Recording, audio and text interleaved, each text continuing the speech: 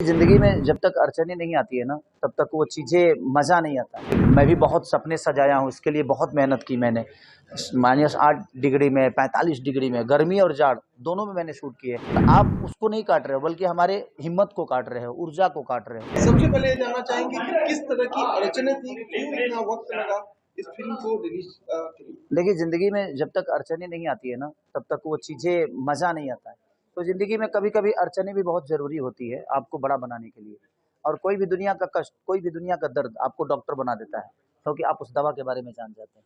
और मुझे लगता है कि ये मैं कहीं न कहीं ये ऐसा दर्द था कि बहुत लोगों को दर्द देने वाला था ये। तो ठीक है, अड़चनें तो आती है, जब आदमी कामयाब होता है तो पत्थरे तो वो रोड़ा तो कहीं न कहीं पड़ता ही है। और कोई भी रोड को बनने के लिए रोड़ा बहुत ज़रूरी होता है। तो जब आप हाईवे बनते हैं ना, तो प्रॉब्लम आती है और वही प्रॉब्लम रंग दे बसंती के साथ, क्योंकि भोजपुरी में इससे बड़ी कोई फ़िल्म बनी आज आज तक तो नहीं बनी थी। इसके बाद बनेगी, पता नहीं क्या होगा, नहीं होगा।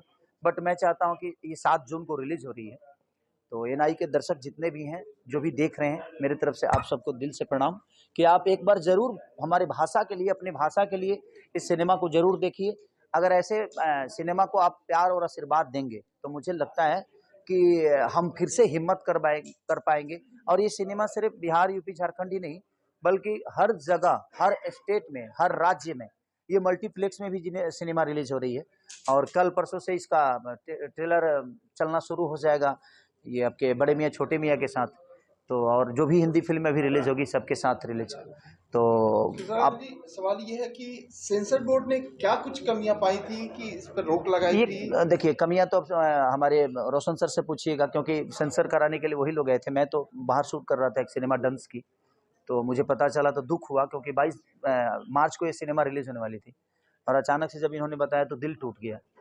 क्योंकि मैं भी बहुत सपने सजाया हूँ, इसके लिए बहुत मेहनत की मैंने।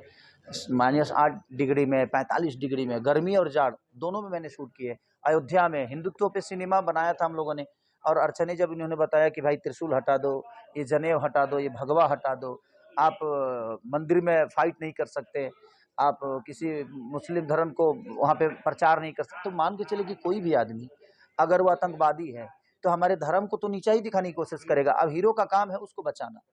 तो वही सब चीज़ें जब हट जाएगी, तो फिर हम सिनेमा में रखेंगे क्या?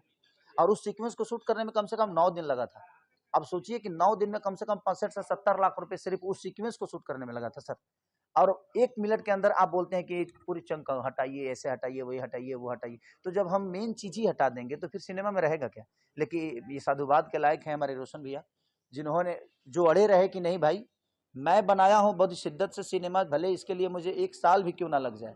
बट मैं उसी टाइटल के साथ और उसी कट के साथ मैं रिलीज़ करूँगा, विदाउट कट के साथ रिलीज़ करूँगा, क्योंकि मैंने सारी सीक्वेंस शूट करने में मेरे पैसे लगे हैं, मेरे मेहनत लगे हैं, मेरे क्रू मेंबर का योगदान लगा है, सबका ऊर्जा लगा है और आप उसको नहीं काट रहे हो, बल्कि हमारे हिम्मत को काट रहे हो, ऊर्जा को काट रहे हो।